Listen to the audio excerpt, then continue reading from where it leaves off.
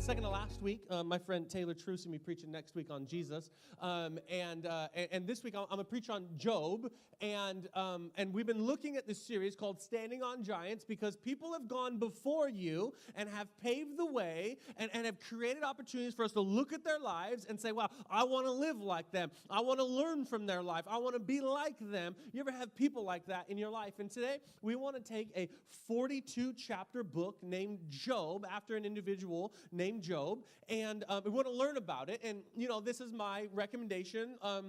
Read Job in the right period of time of your life. If you've read Job, you know what I'm talking about. Job's not this book that you're like, oh, yeah, let's take over the world. Man, I feel empowered. Job's like, oh, okay, God, I see you.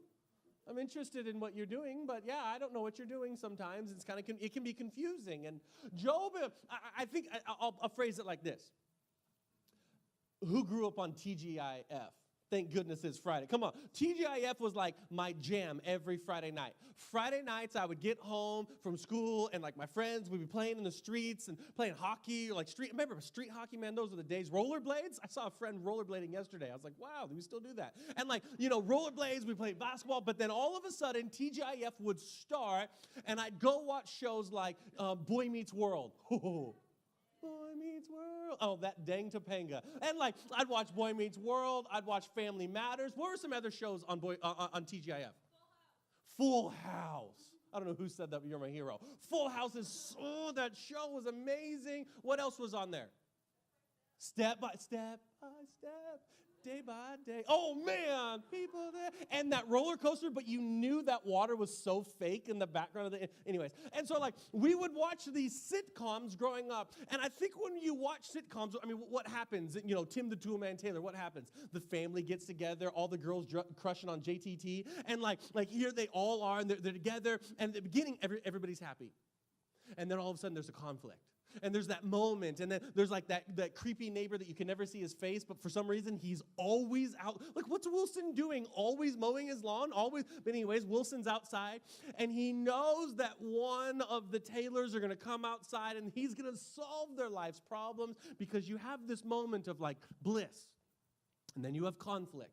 And then it's the resolve. And then what happens is that music as son and mom hug and embrace again or whatever the marital issue it was, it's over. And that's what sitcoms really are. There's always in 22 minutes with 8 minutes of commercials, you have this perpetual resolved issue. But remember when you used to watch TV and there wasn't DVR, things like that? And you make sure and you'd block that time out. And then it'd be 8:27. And you're like, there's no way they can resolve this in the next 3 minutes. There's still going to be one more commercial break. There's no way they're going to, and that dreaded moment where you'd see just that black screen and white letters of to be continued. And it'd be dot, dot, dot. And you're like, no, I know what's going to happen. Tobanga's finally going to leave him. Oh my word, Corey's going to jail. There's just be something. And so, no, not Corey, the other guy. Corey's the good kid. The other kid, he was always in trouble. And so there's just that moment. And I think many of us, we anticipate our lives looking like a sitcom. And there's moments of your life where it has. Where in the morning you got up and your best friend was mad at you, but then by the end of the day, you're able to Snapchat it out. There's that moment where all of a sudden things worked out for the good. And by the end of the day, there was that music and it played and you were drinking lattes together. There's just those things and you think that's what your life. But what happens when life doesn't look like that? What happens when your life is to be continued, and over and over and over again? You're like, what's going on? Or you went from a sitcom to a dark comedy. This is and your fear that no one's watching anymore and it's going to get canceled. That's what your life is because all of a sudden real things happen. Things get difficult and things get broken. That adultery comes into life. That death happens, divorce, financial issues. Mom and dad aren't what you thought that they were. And this life that you live, you're looking to resolve it as quickly as possible like a sitcom. But it's day after day, it's to be continued, and to be continued, and to be continued. And these difficulties, they come in. You get a doctor's notice of cancer or some other illness. You get a doctor's notice of a miscarriage. And it's just this perpetual cycle of like, God, I thought you were good. God, I thought you had my back. Like, I go into church and I see everybody else got all this joy and like the joy down in my heart. Well done, Christians. I mean, like we just have those things, and you thought that's what life was going to be, but all of a sudden there was this dark cloud over your life. And things just got really, really hard. Like, got really, really weird. And this good God just didn't seem very good anymore. And you have this struggle and this fight. And I read the story of Job, and I watch him at the very beginning of the book just have absolutely everything. Then I watch a really strange conversation that we'll read. And then I watch him lose everything. And then he had some voices in his life that were known as wise men, but really gave bad advice. He gets in an argument with God, and he's restored. Over the course of this book's over the course of about 9 months, these 42 chapters. And as we read Job, I want us to not look at what happens to Job. I want us to look at how Job responds with what happens to him. See, I think so often in our lives, we just look at the bad things of life. But I think it'd be much wiser for us to look at what's our response when bad things happen. Because God doesn't promise a safe journey. God promises safe results. So I think so often in our lives, we're like, God's going to promise me a safe journey, and he's going to keep me safe, and everything's going to be just fine. It's going to be bliss, and oh, my word, I have the Savior. Well, yeah, but bad things are still going to happen. Doctors are still going to give bad reports. You're still going to get devastating news sometimes. And it's what you do with that news that will determine so much of your faith. Because faith it's not a math problem. There isn't a moment where you can take out a whiteboard or chalkboard and begin to say, okay, X and Y, and you carry the 2, and you got the little 2 in the corner, and like all of a sudden, like that's not what faith is. Faith is a feeling. Faith is a touch. Faith is a relationship. Faith is a spiritual gift. And sometimes you will feel faithless.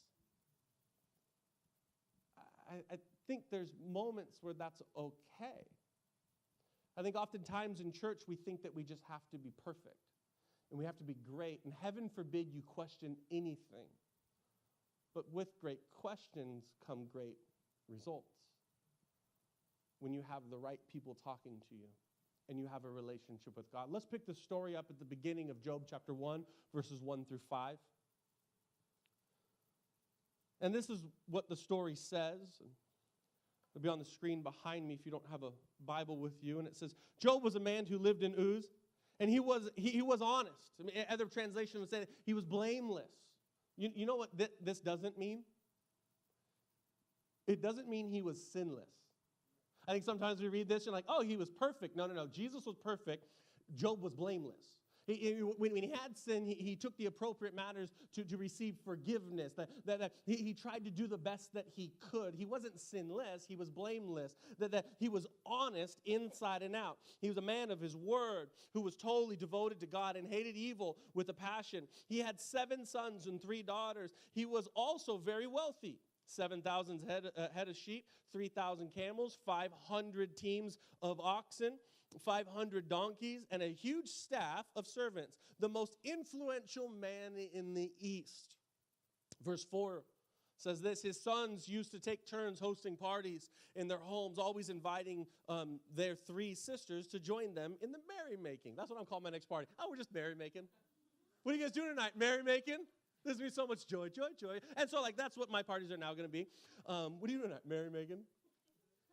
When the parties were over, Job would get up early in the morning and sacrifice burnt offerings for each of his children, thinking maybe one of them sinned by defying God inwardly. Job made a habit of this sacrificial atonement just in case they'd sin. You know what the picture I get? Really annoying Christian. That perfect Christian, nothing's wrong. They get devastating news and they're like, God's good. And you're like, oh, just cry a little bit. Or who preemptively sacrifices things? Who preemptively asks for forgiveness for their children the day before, the day after? Okay, my kids may have sinned last night, so I just want to pray for them. Who does that? Like big time Christians, like super holy people, and that's who Job is. Job is blameless. Job is walking with God. Job's got a relationship with him. Job is at church every single weekend. Like, no matter what, he shows up even for the first song of worship. Like, even if he doesn't have his coffee, like, that's Job. I know who you are. I mean, like, that's Job. But of course, there's 42 chapters, so the Bible goes on. Job chapter 1, 6 through 12, this interesting conversation between God and Satan happens. So one day the angels came to report to God. Satan, who was the designated accuser, came along with them. God singled out Satan and said, what's up, dude? What have you been doing? Like, I love this conversation. Like, all of a sudden it's like, what have you been up to? I don't know, shooting the breeze, just sinning. Like what a weird conversation, but we got it in the Bible, so we're going to read it. Satan answered. He said, going here and there, checking things out on earth. You think like he's got like a mocha? He's like, I don't know. He's like a 9-pump vanilla latte. Satan's like a 9-pump vanilla latte kind of guy. Like he's definitely, like, when he gets his rewards, Satan's so this. Like, when he gets his gold stars on his Starbucks, because he goes to Starbucks so much he doesn't support local. Like, when he does that, he definitely gets, like, the most expensive drink. He Googles the most expensive drink at Starbucks and orders it. Like, the venti frappuccino with, like, mint and chips. That's what I imagine. Okay, so that's what he's drinking. Picture it. Okay, you're with me. Okay. He said, I love God's reply. He said, like God said to Satan, have you noticed my friend Job? You notice him? There's no one quite like him, honest and true to his word, totally devoted to God and hating evil. I love that God says God to himself. He's like totally devoted to God. And he said, Satan retorted. He said, so do you think Job does all this out of sheer goodness? Begins to question him. Sheer goodness of his heart? Why, no one ever had it so good. You pamper him like a pet. I love that. It's kind of like that person you see at the airport and they have their dog with them, like traveling with their dog, but they like put him in like the front pack carrier. I saw someone like this in the airport the other day. The little dog in a front pack, and they're like getting him like milk and water. Like, just leave the dog at home at that point. Like, at that point, like, we're going to need new friends. Sorry if you do that. I mean, so that's what he's picturing this moment. Like, that's how you treat Job. You pamper him. Make sure nothing bad ever happens to him or his family and his possessions, blessing everything he does. He can't lose. Verse 11, but what do you think would happen if you reached down and took everything away? And took away everything that is his. He'd curse you right to your face. That's what. God replied, we'll see. Go ahead. Do what you want.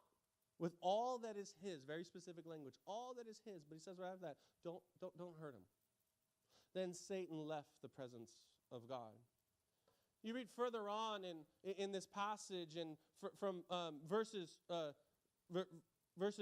chapter 2, verses 1 through 13, he loses his family in the storm. This tornado comes, and the house falls on his kids, and they die, and Job loses his family in chapter 1, verses 13 through 22.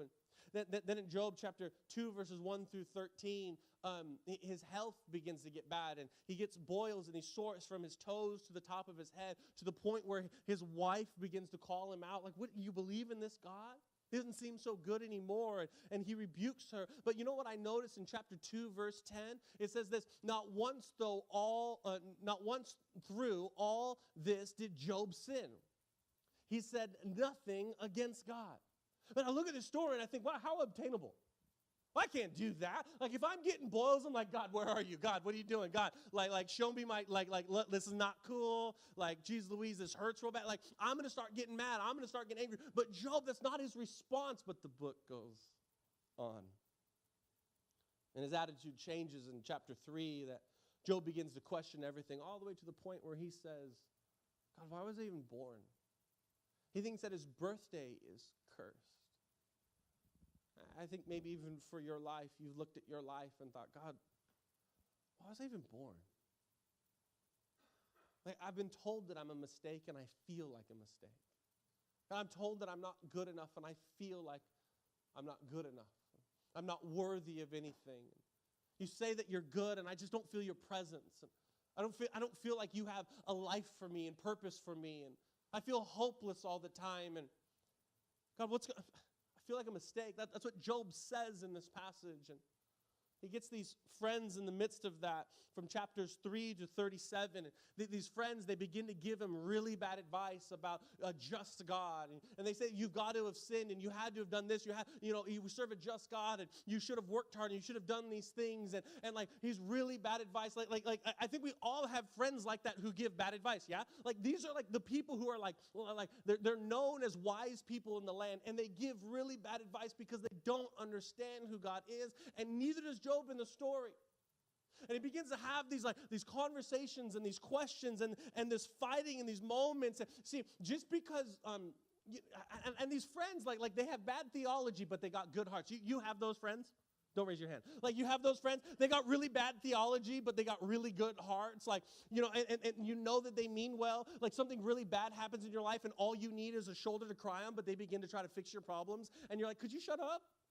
Could you not talk right now and say, when something really bad happens, good, and you're like, I just don't know. Like, we all have those friends. I like to call this from a book that I read years ago called The Crisis of Belief, C-O-B. I think this is one of the most important moments of your life, each and every one of you, is that you have a crisis of belief. And if you've never had a crisis of belief, one, I think maybe you're not being honest with yourself, but I think that's the only one. Maybe you're not being honest with yourself. Because everybody has step one. Step one of the crisis of belief is salvation. You have that moment where you met God. You have that moment where you were in this church, or you're at a summer camp, or for me, like as a young child, where you just met Jesus. And after you meet Jesus, what happens? Boom, step two. It's like, just everything's like glitter and butterflies. Like, things are great. Like, you're cooking with gas.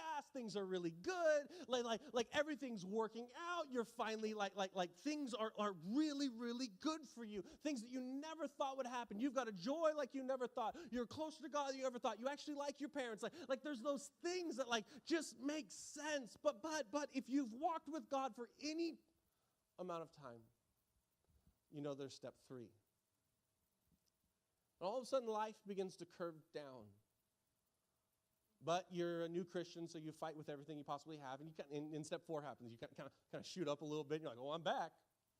Like, every time you worship, like you feel the presence of God. Every time you read your Bible, like God speaks to you. Then all of a sudden, like things aren't happening like that. And all of a sudden, you're and then life goes down. And this is that moment of just crisis of belief. This is that moment where your faith, we say things like faith is tested, but really intimacy is confirmed. You have these moments of your life, and I think this is critical for every single person who walks with God, because if you don't have highs and lows, you're living too safe. You're living probably pretty too fake. Moments where you can just question God and say, God, I know you're real, and I know you're good, but you just don't seem good right now. And you have these faith tests and these faith moments and these desperate cries to God and these desperate moments where you thought life was going to be a sitcom, and it just isn't. And Job, just living his best life, trying to make it through, his faith feels wrecked. God doesn't feel so loving. He's painful. So I think this is so important for your life, because you look at step 5, and I think it's a pattern. And step 6, it's even more confirming. All of a sudden, you have these mountains, you have these valleys, and you have these peaks, and you participate in life with God, because the way to true intimacy with God is not to live in the mountaintop, but it's to get to know His faithfulness in the valley. That true relationship, the true way of intimacy with God. Anybody can be a Christian at summer camp. Anybody can. You come into this room and everyone's raising their hand. You're like, yeah, I'll do this. But what happens when life is really, really crummy tomorrow? What happens when all of a sudden things begin to fall apart? What happens in those moments and you have these faith crises? And I just want you to know, you can be frustrated with God. You can yell at God. He's a big boy. He's got his big boy pants on. He can handle it. You can have frank conversations with Him. You can be mad at Him. You can say, God, I don't know. You say, God, you love me, but I just don't feel it. When you have conversations like that, I just know the presence of God always shows up. Because as Job has that conversation, God shows up. God speaks to him. God has that moment of conversation with him. And chapters 38 of 41 of Job, they have these frank conversations. And Job says, you're not sovereign and you're not good. And you run the universe, you're not doing a very good job. So God replies, it was like, all right, you do it. Well, I don't want to do it. I mean, like, they have these frank conversations. They kind of have it out. And God puts Job in his place in the midst of this moment. But then in chapter 42, God restores everything. God restores everything. Not only does he restore everything, but he gives him double the amount that he had previously. I read this story and I think like, oh man, this saga, like what do I learn from this? The greatest thing I learned is not that sometimes life's going to give you a difficult 9 months, but God's going to bless you with double. That's not how I read the story. I see a man who lost his family. I see a man who lost his wife and his 10 children. I see a man who knew all of his possessions because he loved them deeply, and he lost everything. I see a man who physically got transformed with boils all over his body. I see a man who got really, really bad advice and got really, really mad at God. But I see a man who always had a conversation with God. That no matter how hard life gets, always converse with God. But he did it through a bit of wrestling. It's okay to wrestle with God. When I was in middle school, I wrestled in middle school, and I loved it. There's something about it I just loved, and the singlet was awkward, but I was in middle school, so everything's awkward. And so like you're just in that, and like you're one on one. You put your foot on that little white line. You're about to go at it. And like I remember when I was in 8th grade, I made it all the way to like the district championship, and I thought I was like I was a bad mamma jamma, like I could beat up anybody, but really like I wasn't a wrestler. I was like an athlete who wrestled. So like I just like bully some kids, I guess. I don't know, like I just be faster than them. But then like I got to the championship match and I was really excited and getting them, and you're just I was undefeated. I was like, I'm gonna crush this guy. But like I'm an athlete who wrestled. And that day I faced a wrestler who wrestled. And like when my coach yelled wizard, I still don't know what it means, but like my coach yelled it, I'd be like, work harder. I thought that's what he meant. Like his coach would yell wizard and he'd be like, gone, and be like, where'd he go? Like, what happened? Oh, you're still wrestling. Like he would just get out of moves and out of stuff, and like all of a sudden, I'm getting manhandled and tooled. And like, have you ever heard of this wrestling move called the arm bar? Like, you ever seen that one? His arm turns into a bar. Well, he liked the arm bar so much that he did 2 arm bars on me. And if you've ever seen this move before, I've only seen it once, and I've seen the video a couple times. I'm like a fish, just flailing. Like, my head's here, my shoulders are clearly both on the mat, and my legs are somewhere around here. And I'm just like, bloop, bloop, like I'm like a king salmon just out of water, just get me out of here, and like just freaking out. But it didn't work, and I got pinned and got up, and he was like, yeah, let's go. Like he was all confident. I was like, whoa. But I've never been so humbled and probably humiliated in my life. All my friends are there like, ugh. Well, look, next year. Like, it's over. Never wrestling again. Put my shoes in the middle of the mat. I'm done. But when God humbles you, it gives you an opportunity to have a relationship with him. So see, Job has faith, and it's being tested, and he's walking through this endurance. But I think one of the most important things is he understands, he sees a right view to fear God and to know who's in charge. He knows, and he learns this lesson through a strange book that we read, but he learns that sometimes when you wrestle with God, he'll put you in a place of humility to serve God. And sometimes we don't serve him because we feel like we don't need him. We don't serve him because we feel like we can do just fine without him. We can do better without him.